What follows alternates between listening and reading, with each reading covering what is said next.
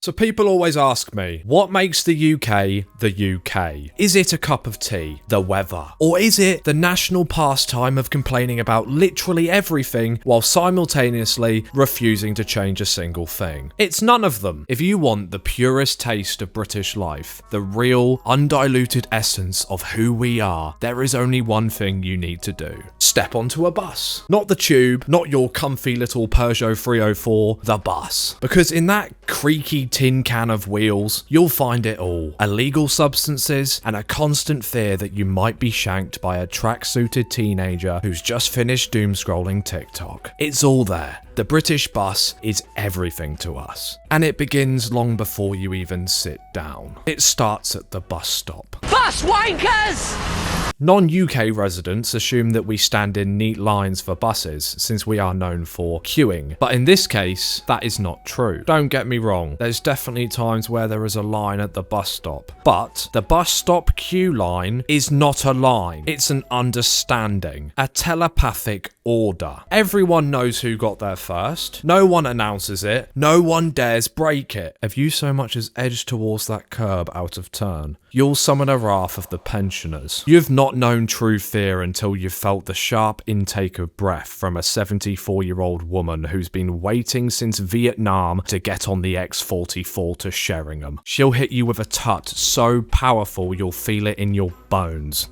Who the f*** does she think she is? And if she whispers, "some people," under her breath, you might as well start walking home. You're finished. So then the bus actually arrives. Always late, but never so late that you actually give up waiting. Just late enough to test your patience, to make you say, "Where is it then?" under your breath 5 or 6 times in 10 minutes. And when it finally happens, you never know what you're about to face. Bit like meeting a bird off Tinder. It could be rammed, people pressed together like a wet packet of cigarettes, or it could be completely empty except for that one bloke in the back with a tracksuit on, hood up, eyes locked on his phone, scrolling so vigorously that the plastic shards could feed his 7 children, and you think, right, he's either harmless or I'm about to hop off this bus looking like my breakfast, a crumpet smothered in strawberry jam. Now comes the great ritual of boarding. You climb those steps, fumbling your card or your pennies, and you mumble the sacred words to the driver. "One to town, please, mate." Always town. Doesn't matter if you're going 3 stops or 30. You say town, and the driver, he just knows. He always knows. But then comes the real battle. The contactless machine. Oh, the humiliation. You tap once, nothing. You tap again. The driver says, "Wait a minute, mate, just, let it do its thing." Nothing. You're starting to look like a bit of a mug. You tap a 3rd time, pressing it hard into the plastic frame like you're trying to summon the spirit of Barclaycard, and suddenly it beeps. But alas, you've tapped it too many times, and the bus driver now thinks you're a tosser. The massive queue behind you exhales in a collective disappointment, and you shuffle away like a little medieval peasant. And that's when the stench hits you. There's always a smell. Sometimes it's chips, sometimes it's Lynx Africa, but the UK servers have recently got overloaded with criticism in the last decade, so they've upgraded to CN. Nice. But sometimes the smell is something darker, something that leaves you thinking, is that ganja or is that someone's armpit? Oh, fucking hell.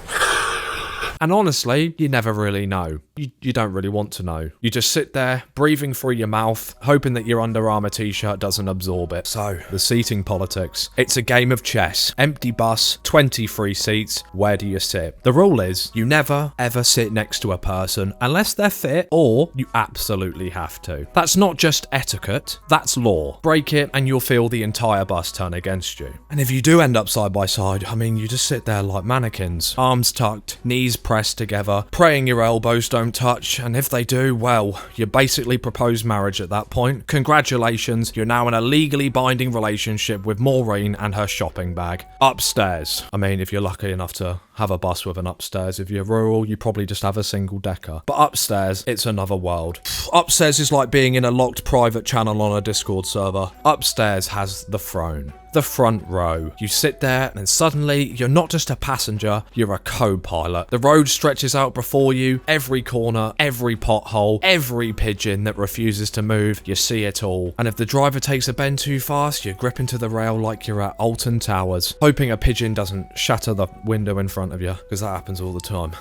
It's a terrifyingly glorious experience, I won't lie. It's almost like when you're in a car with your dad and he's had a few too many Stellas and suddenly you have to pretend that you're not scared shitless of crashing into a family of 4. Maybe just a personal story there. And of course, the cast of characters, they never change. I've been getting the bus for over a decade now and there's still always that one person with headphones blaring so loud that you can hear every single word. Always some random old lady scranning some curried goat. I once sat next to a bloke demolishing a full roast chicken. No cutlery, just his hands and the Morrison's hot counter bag it came in. Looked like he'd lost a fight with his own morals. Then you've got the shouter that's always on the phone and always seems to be in some sort of crisis. And he's like, nah mate, no, she's dead to me mate, dead to me. Loud enough that 3 villages away, people know Brenda's been written off for good. And then there's the alcoholics. 2 bottles of wine, a bottle of whiskey, and 10 cans of lager now. Usually there for the mid-afternoon routes, they'll stumble on, plonk themselves down, and start a TED talk with the back of your rainbow vomit chair. Okay, not to be funny, right? But the thing is, society's collapsing. That's why I tattooed a Union Jack on my test. And you nod because somehow in that moment he's making perfect sense. The tension builds as your stop gets closer. You've got to press the bell, but not too soon. Press it early, and you look like a pillock, like you don't understand the pacing of a bus or something. Press it too late and you'll end up rugby tackling a pensioner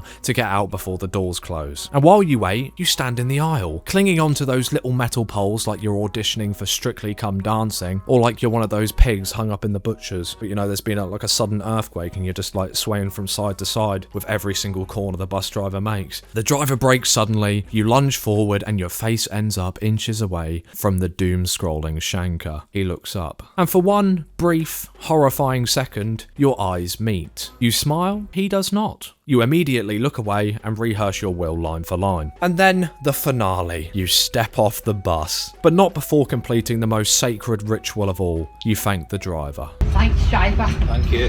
Bye-bye, driver. Bye-bye. Bye-bye. Bye. Bye-bye. Bye. Bye.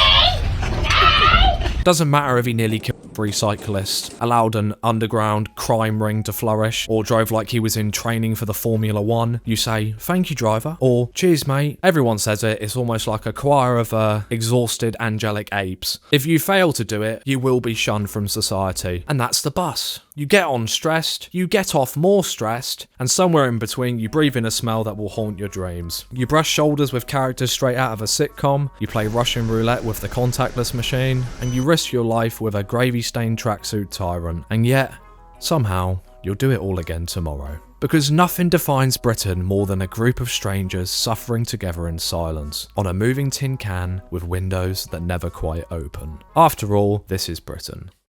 I'd absolutely love to retire in Spain, so if you could subscribe, I'd love to go there and retire and live out my days in Spain. Thank you.